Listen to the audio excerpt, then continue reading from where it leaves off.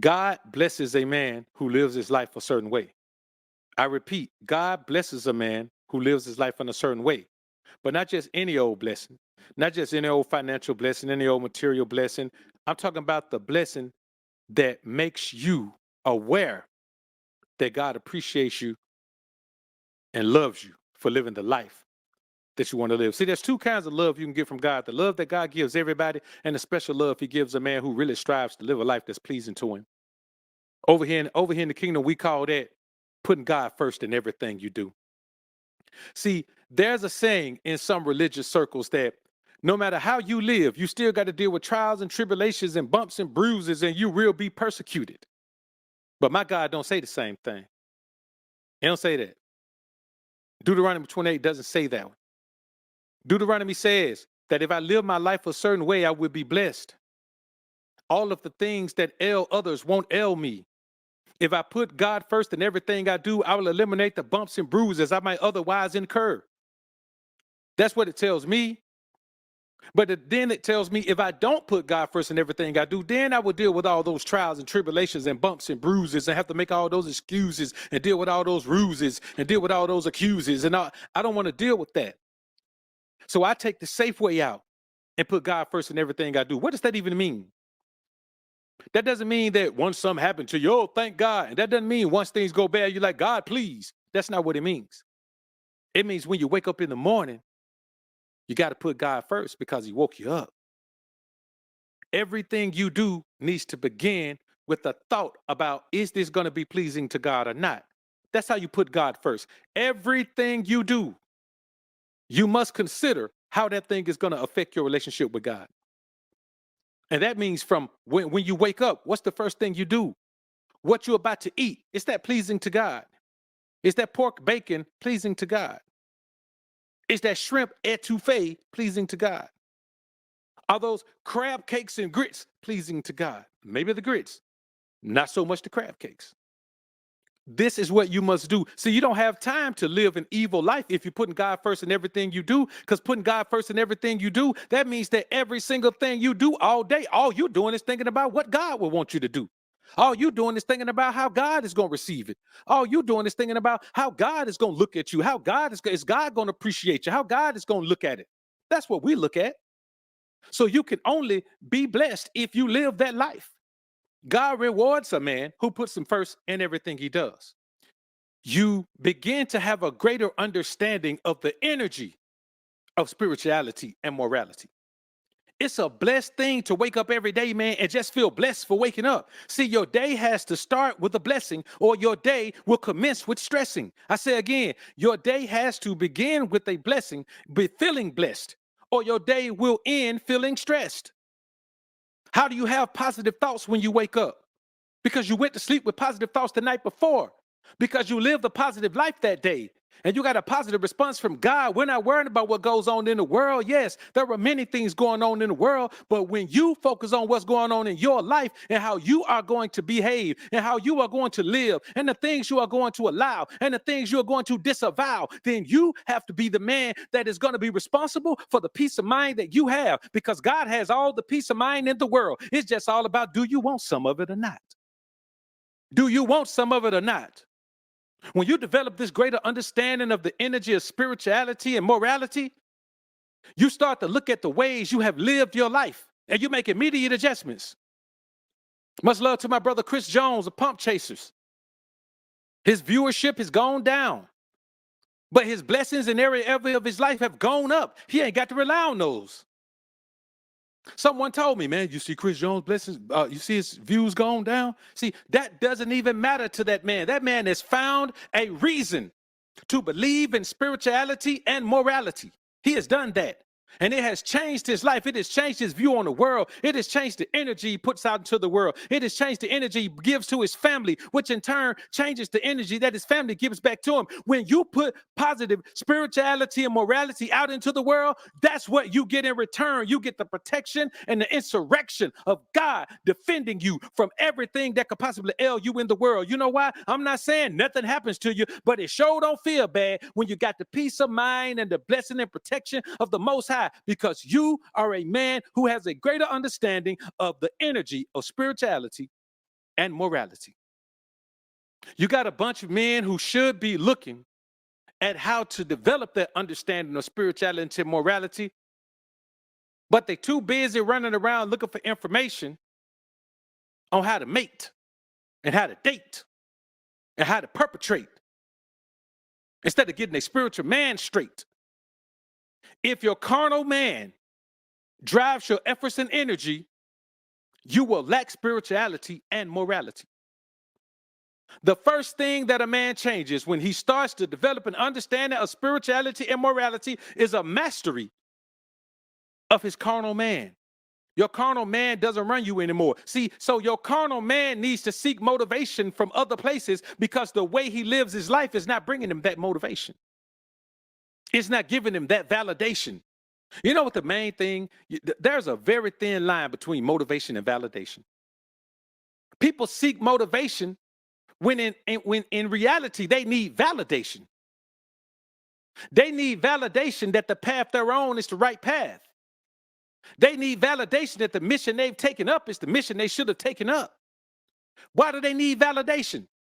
Because they're not getting the proper interaction from the Most High. They're not getting that peace of mind. They're not getting that blessed feeling. They're waking up feeling stressed instead of feeling blessed. They're going to sleep feeling stressed instead of feeling blessed. I just saw a story, man, where a man at a casino in Vicksburg, man, he was 74-year-old. Cardiac arrest while he was pulling on a slot machine. I want y'all to think about that. Man, 74 years old, should be somewhere living the twilight of his life, man. Should be getting ready to wake up in the morning, man, and go on a phenomenal fishing trip. Should be traveling to Italy to take some landscape pictures with his wife or son or daughter or who else. But he has spent so many years without the understanding of the energy of spirituality and morality that there he was, doing that thing that bears no fruit, doing that thing that robs your youth, catering to your carnal man. Your carnal man is not on your side. Your carnal man does not want the best for you. Your carnal man wants the thing that feels the best for you. He wants the thing that sounds the best for you. He wants the thing that looks the best to you. He wants the thing that tastes the best to you. Let me tell you something. Until you clean your taste buds, sugar is a phenomenal thing to eat. You know what I mean? The people I've heard say fruit ain't sweet enough. Well, now it ain't sweet enough if you compare it to sugar, but if you compare it to vegetables, let me tell you what you do. Eat some broccoli and then eat some watermelon. And tell me how deliciously sweet and filling that watermelon is. If you are willing to live your life chasing whatever your carnal man wants you to chase, your spiritual man will suffer. Your sense of morality will suffer. Plenty of people have attained a level of success, but at what cost? The motivation to make more money is not true motivation. The motivation to make more money is want more. You want more stuff.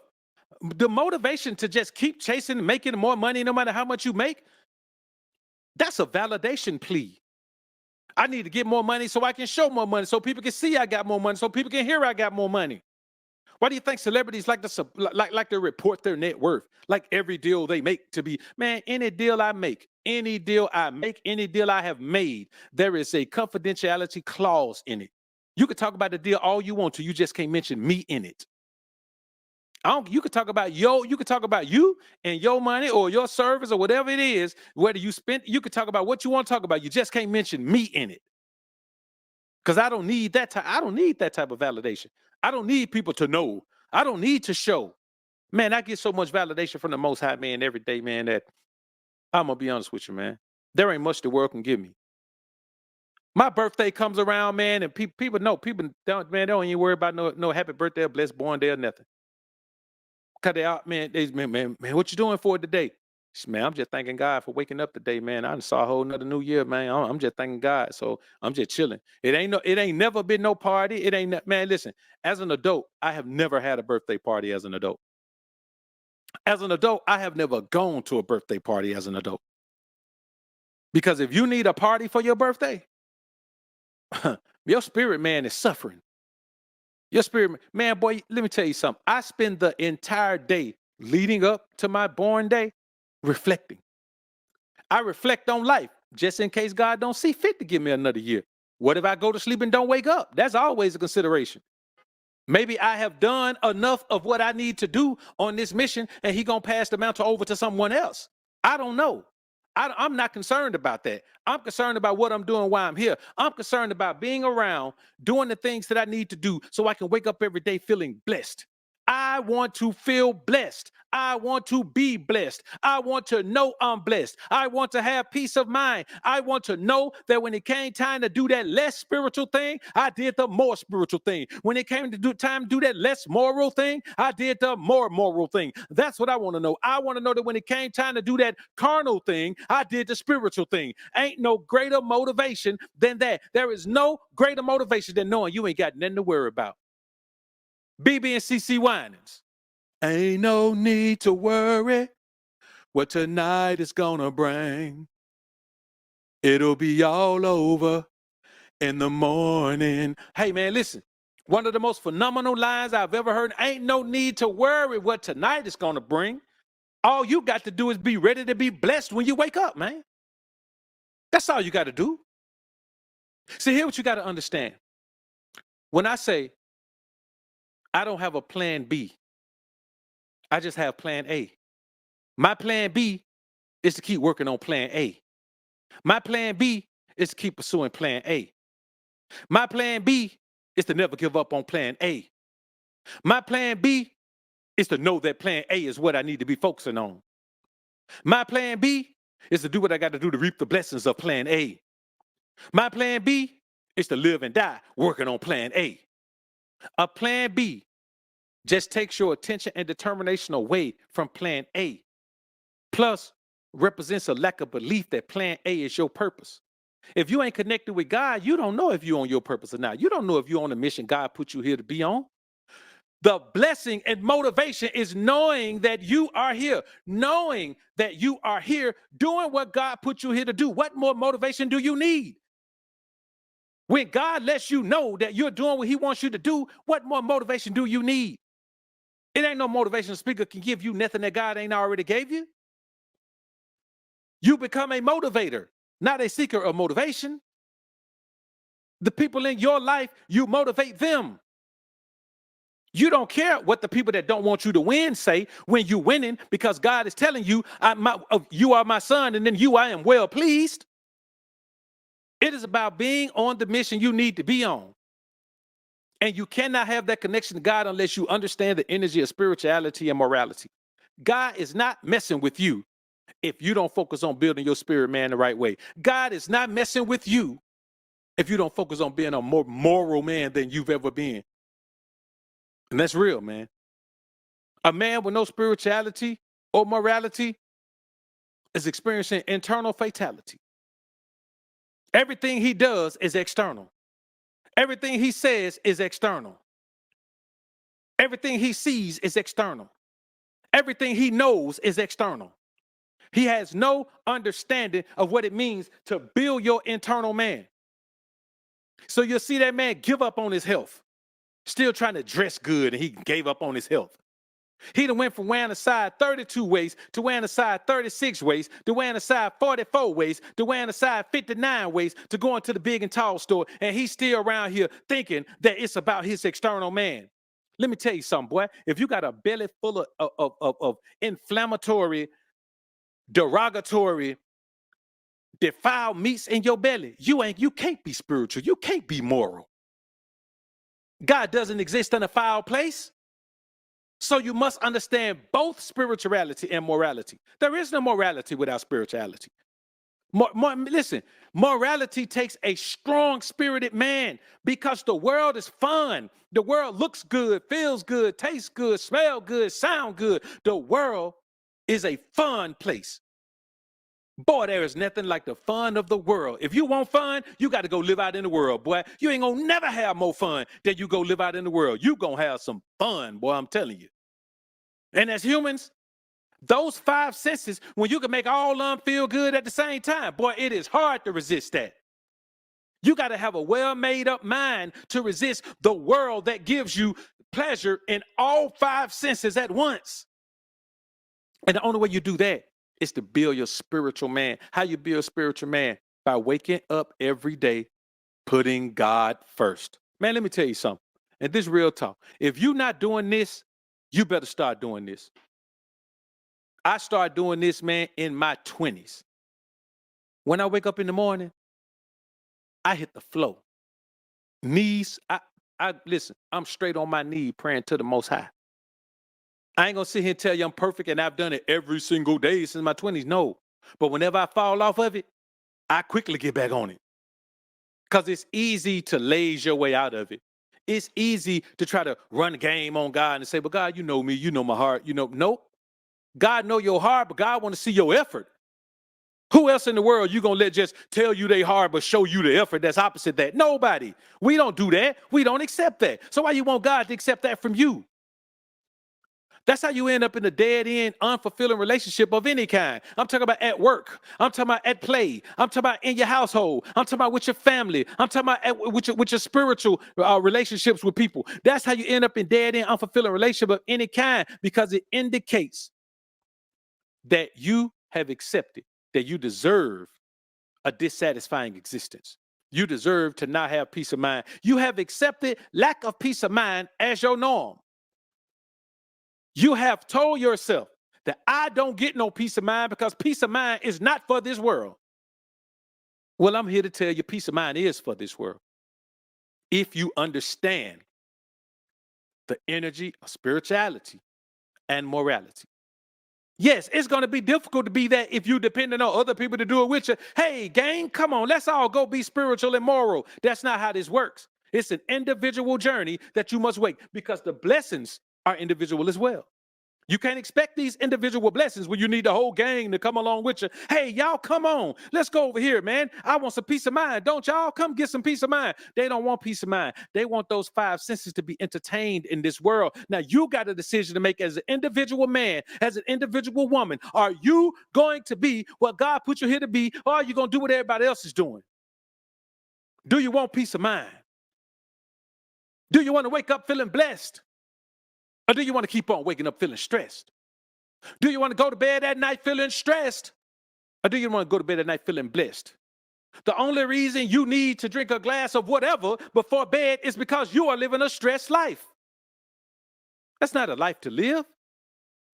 You live that life when you're so stressed that you become the enemy of anyone else's success. When you're the enemy of my success, you're the enemy of your own success, because your success and my success, they all hang in the same circle. Success is in a circle. There's a circle of success. There's a circle of I gave up. And if you are in the circle, if you are seeking to be in the circle of success, you must appreciate the circle of success and what it provides to everyone. You become an enemy of someone can say, you know what it equates to? It equates to you believing that if I don't have the willpower and the intestinal fortitude to embrace the energy of spirituality and morality, even though you're doing it, I don't want you to get the blessings from doing it. I want you to get the same result that I get, even though you're living a different life. Can you understand the selfishness of that? Can you understand how selfish it is for me to say, okay, I'm not eating right, I'm not working out. You're eating right and working out, but I want you to get the same result that I get. I don't want it to work for you. You're putting in the work, but I swear I don't want you to get the result. Do you know how selfish that is? And here's the thing. When you're selfish in that way, it is so selfish that you can't even benefit from it. You are reaping the benefit of being selfish already by looking at the results of your life. If you're not results driven in your life, then ain't no such thing as blessings for you. Ain't no such thing as, oh man, this is the one. I'm on the path. If you are not results driven, and God is a results giver, you can be results given with the Most High, because results driven with the Most High, because He is a results giver. If you live a life that's pleasing to Him, He's gonna give you a result. If you do something that finds grace in His sight, He's gonna give you a result. If you show that you understand the energy of spirituality to morality, he gonna give you a result. You just gotta want it. You gotta want that result. That's why when a young man says to me, "Hey, King Ray Ray, man, how do I go? What do I go about? How do I find my way in the spirituality morality?" I send him straight to the book of Proverbs. The book of Proverbs will save every young man from the pitfalls of lust, envy, and greed. It is an exercise in explaining the futility of lust, envy, and greed. There is no other book nowhere on the planet that does a better job of defining and beseeching that you restrict yourself from the pitfalls of lust, envy, and greed.